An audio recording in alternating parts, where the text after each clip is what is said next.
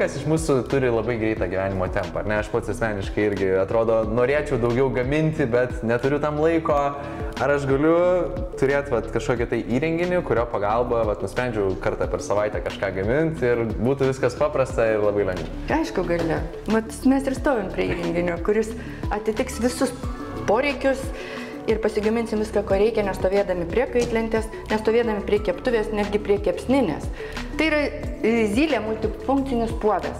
Tame yra puodas, keptuvė, kokteilinė, plakiklis, tešlos minkytojas, garų puodas. Viskas viename, vietos užima labai nedaug.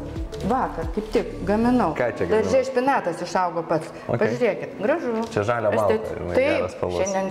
Čia galim paragauti? Taip, prašau. Ok, paragausiu. Iš špinato, iš lašišos, iš sūrio, viskas gaminta su va šituo daiktu. Špinatą susimalėm, įsidėjom ten grietinės, įsidėjom biškutį miltų, išsikepėm padą 10 minučių. Susiviniojom ir jau svečiai prie stalo. Ką mes dar galim gaminti? Ledus. Braškių sezonas ateina, ar ne? Biškutį į kamerą braškis, į čia, įsipylėm pienuko ir jau mes turim natūrales. Nereikia mums jokių ten iš parduotuvės parsineštų.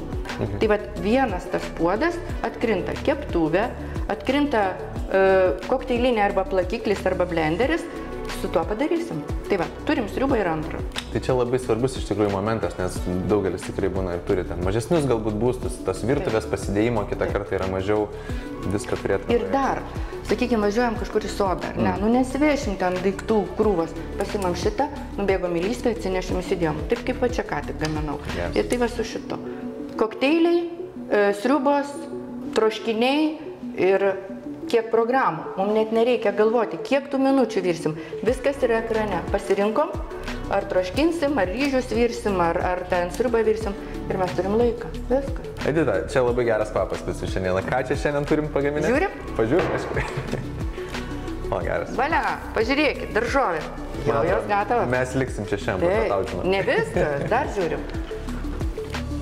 Opa, geras. Suktinukai su grybais. Grybai iš miško. Toliau, bulvytės jau išvirė. Viskas, tuoj pietausim. Va taip, mes kalbėjom, o aparatas dirbo.